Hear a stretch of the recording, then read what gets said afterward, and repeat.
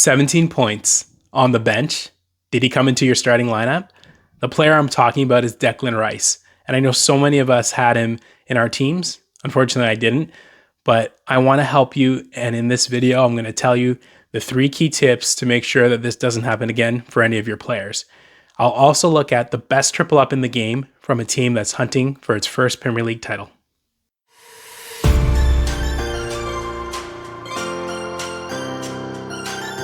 Welcome to my channel. I'm your host, Femi. Let's jump into it. Okay, so Declan Rice had the 17-pointer away against Bournemouth. I'm recording this after all the Game Week 20 games have finished, and he had 2 goals, 2 points from DEFCON, and 3 maximum bonus points. But the unfortunate part is he's not going to come into a few of your squads because of where he was on the bench. And so ultimately, what I wanted to do is tell you the 3 things to keep in mind when considering players to make sure that, this doesn't happen again. So firstly, managers in their press conferences, unfortunately, they can't be trusted. And Arteta is one of the biggest culprits in this. There are other culprits, such as like an Eddie Howe, who, when they say certain things, they want to mislead, not you, they want to mislead the opposition so that they don't know who the starting lineup will be. So that's the first thing to consider with any Arsenal asset is Arteta plays these mind games. And ultimately, we got caught on this one as, Declan Rice, he wasn't extremely clear on his status. And so people thought he wasn't going to play. Me personally, before even thinking about the Arteta press conference, I didn't think he would play. I think he would maybe come on in this game. I didn't know that he could start and play a full 90. And so Declan Rice, he's one of the best midfielders in the game. We all probably do know that now, a leader for the England squad. But, he played obviously through probably injury and he had an amazing performance. But the first thing to consider here is, managers you can't trust them. So you have to go with your gut and these other points that I'm going to outline here for you with players of Declan Rice's ilk and other players in your squad. So the first point is this. If you have a star player, a player that's a premium asset, like 10 million and above, they have to start. So the other interesting thing in this game was Saka was on the bench, and that sort of caught me by surprise. I know some people would say that, he can't play 3 games in a row anymore, but this was a huge game. Arsenal wanted to go ahead and extend their lead atop of the table. So I did think Saka would start because my thought process was let him start, let him seal the game, and then you can take him off in the second half. Arteta thought the other way around, and for whatever reason, he was on the bench. So when I look at this first rule of starting your star players, Saka came on, he had an assist. He's had returns in multiple games now, I think 4 straight in a row. He's looking good from that perspective. And he could honestly have gotten even more in this game, even with the short amount of time that he was on the pitch. So that's the first rule. Premium players have to be in your starting lineup. You just never know when they'll come on. And then they come on, they can do damage. And if he would have scored, he would have had a double-digit haul. And then we'd be looking at 2 Arsenal players with double-digit hauls in this game, not just our star man in Declan Rice. The second thing is in your first bench spot, you have to put your highest priced player. So for a lot of us, this would have solved the issue of Rice not being in their teams right now, is he was your first bench spot. He's 7.1 million. So typically you don't have a £7 million player on the bench unless it's something wild, like in this case of an injury concern that wasn't fully fleshed out. So having Declan Rice as the first option in your bench would probably come in for a player that might miss out. Now, obviously, you don't always get lucky. Things can happen. A player comes on, in the last, few minutes of a game, which is an absolute killer, and we all hate that.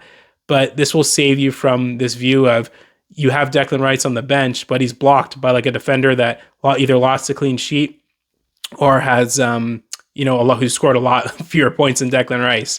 And that's the thing. So you need to have him in your first bench spot always.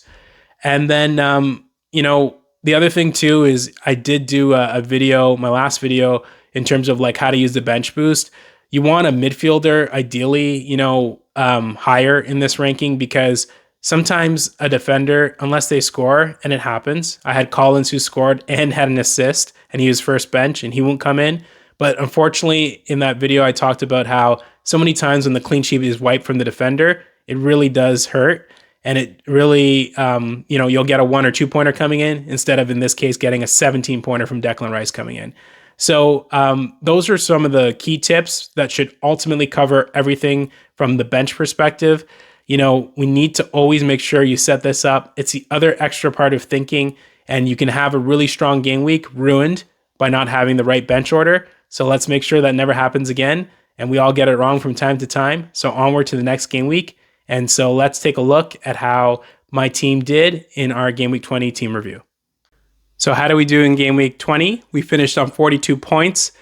I fell 2,000 places to top 4K. I got a little greedy, I have to admit. I made 3 transfers and I wanted to try and break into the top 1K. So what I did, I took Bowen down for the hat-trick hero. The hat-trick hero to Bowen. That way, obviously, as I lost those points, Thiago scoring the hat-trick. Big mistake there. And then I also got in one of the recommended players in Malen. I downgraded Semenyo to Malen to free up some funds that I did actually use, I think, productively. And I'll tell you about that in a little bit. And then I also went up from Calafiori to Gabriel, which was a great move.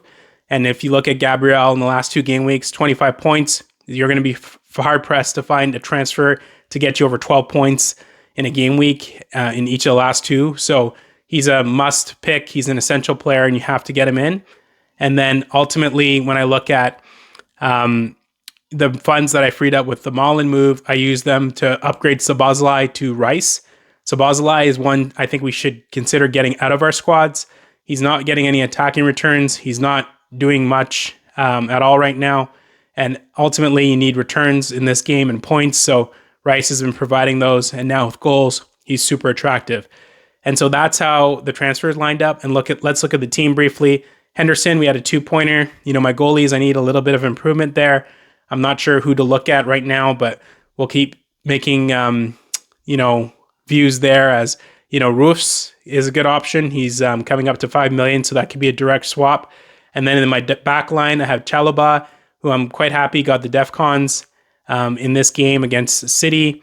And then Gabriel, we already spoke about, 9-pointer, huge game for him. And then Diaz also getting off before City lost a clean sheet with 5 points. And then in my midfield, Foden, the 2-pointer, I think I brought him in at the wrong time. He's definitely one to consider moving out as the returns have dried up, but they do have a great fixture, Brighton at home.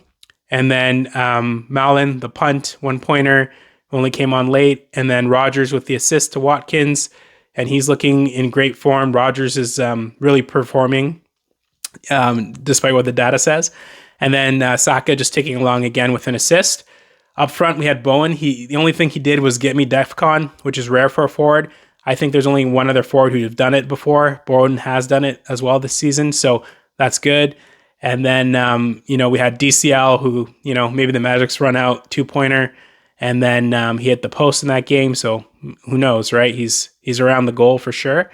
And then Haaland, the blank 3 game weeks in a row now. The captain choice for most of us. I went against him the last 2 game weeks. In this game week, I thought he would do something, nothing, and the blank there. And then when I look at the bench, we have Collins on the bench, that 10-pointer, the first time he scored this season. That hurts. He's on my first bench. And I told you the bench stuff happens to everyone. And then Szoboszlai, who's now upgraded to Rice. And then Ballard, who came on.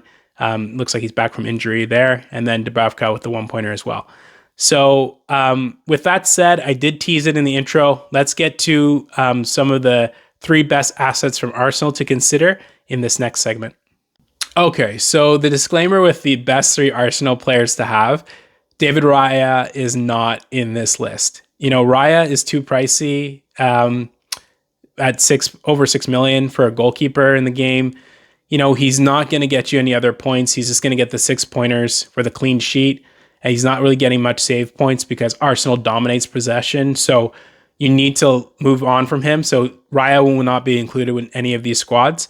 And, the cap for points for like a goalkeeper, even when they do well, 150, maybe 160 points a season.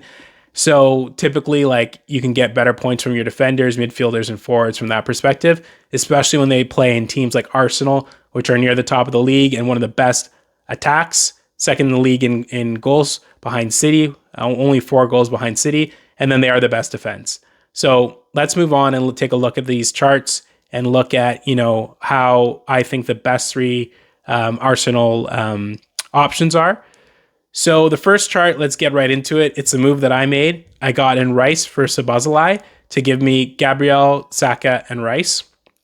And I think this is like such a great blend. It goes against this view of having two Arsenal defenders. There's another combination here with Gabriel, Timber, and Rice that does stack up extremely close to this. But ultimately, out of the three options like we're looking at here, this combination is the best in terms of the most points and bonus points. So, going back to this view, so Gabriel is essential. He has to be in every triple up when you think of Arsenal. So he's a lock. His ownership is just over 20%, and that's going to continue to rise. And so we'll see, him being a bigger part of, the triple ups for Arsenal moving forward. Declan Rice, just brought him in, and my only concern was the goals. Like, he's great on corners, he's great on set pieces. He could be around for DEFCON. He's not the biggest DEFCON player, but he'll be around for DEFCON because he's always around everywhere on the pitch, and he plays full 90s. If he could add goals, he would be such a great option. Now that he's scoring, he has to be considered, and he's cheap, 7.1 million. There are midfielders who are way more expensive, like a Foden, and he's, now his output is getting up there. So Declan Rice, if he continues this form, scores the odd goal every once in a while, he will definitely be one of the best value assets in the game, and one of the best value assets in Arsenal with alongside Gabriel. Now, the final guy, I have a little bit of a bias. I'm a big Saka fan. I got a Christmas jersey from him past Christmas. And ultimately, I think he's going to continue to do well. My big concern was when the other attackers started coming back, when Odegaard came back, I thought that Saka would do better. Check, he is. And then ultimately, as the team gets stronger, Saka will start scoring more. And a midfielder, I keep saying it, a midfielder who scores goals is the most valuable asset in FPL. And if Saka starts scoring goals again, like he has, he can hit double-digit goals as he has in previous seasons, he will be such a great value pick, even at his 10.3. And he is the third person to make the best Arsenal triple up. I don't mind if you need to go and try and replace him with Timber. You'll save some money. But I don't think Timber's output will be worth it in the long run if Saka starts scoring goals. So that's the rationale. Take a look at these the other charts and see what you like here. But I did highlight, where the best triple ups would be and from what stats categories, as you can see. And so let me know your thoughts down in the comments if I got this right, I got this wrong, and which Arsenal assets you're looking to pick up. And that's pretty much it in terms of, the best triple up Arsenal assets in the game. Now we can take a look at the FPL Green Line fixtures for Game Week 21. So for Game Week 21, there's 6 fixtures in the FPL Green Line, and the standout fixture probably is Manchester United away to Burnley. There are rumors that Bruno will be back for this game. Not sure if he'll come back for 90, but he is such a strong asset to consider. He was near the top. I think he was the top scoring midfielder before he got injured, which was a rarity for him. He rarely gets injured. So that ultimately makes him really interesting moving forward and from this game week. We also have Newcastle, which is now, in a run of good form. They're playing Leeds at home. And we all know St. James Park is a difficult place to play. Bruno Guimaraes, keeps scoring goals. I didn't have that on my bingo card this season, like a lot of us. But if you have him, obviously a stronghold and someone to keep your eye on because he's at a great price and most of us can get to him. And then, from my selfish perspectives, we have West Ham at home to Forest. We're hoping for a big week from Bowen to bounce back because this is a good fixture for him. And, we can see if he can do any damage there. And then Brentford is at home to Sunderland, which in my mind is not a green fixture. That feels like a 0-0. Both teams, outside of Brentford's 4 goals. I mean, they're more offensive team than Sunderland, but I'm not really counting on that much going forward. Sunderland, as we know, they just locked up the best offense in Man City in the league at home, 0-0 in their previous game prior to this Game Week 20 game. So against Tottenham. So ultimately, I think they're a strong defense and one to consider. And, for their players moving forward from that perspective. And then the last game, Everton at home to Wolves. So Everton just lost 4-2 to Brentford, right? So I'm not sure about Everton assets. I actually didn't jump on any of the defenders. I had the choice for Chalobah over Tarkowski last game week, and I picked Chalobah. So let's see and monitor the Everton assets. It's a great fixture against Wolves. I mean, I'm not sure if I should say that anymore because Wolves just shut out West Ham, and now they've looked good against the top sides, not allowing that many goals. And now with a clean sheet, they could have full confidence. So that's the FPL Green Line fixtures for Game Week 21. Let's go to and round this out with my team selection for Game Week 21.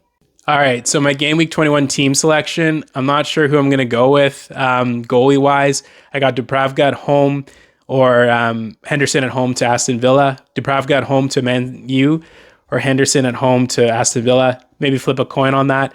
In defense, I have Chalobah away to Fulham, Gabriel at home to Liverpool, Diaz at home to Brighton, and Collins at home to Sunderland. I like the defense. I think there's points there. There's probably DEFCON there for sure, and hopefully a few goals in the back line. In the midfielder, we have Foden, who's looking like a sell soon, but I did like City's fixture run after the new year, and here we are. So they have a good fixture at home to Brighton, and then Rodgers away to Crystal Palace, Rice at home. I just brought him in at home to Liverpool, and then Saka at home to Liverpool as well. So Arsenal double up in attack. Let's see them cook. And then finally, we have Bowen at home to Forest and Haaland, who has the captain's armband and hopefully won't not blink for the fourth week in a row at home to Brighton. And then on the bench, we have Calvert-Lewin, Malen on the bench, and Ballard on the bench as well. So that's how we're lining up for Game Week 21. And I hope you really did enjoy this video. If you liked it, please subscribe below, and I'll see you in the next one. Bye for now.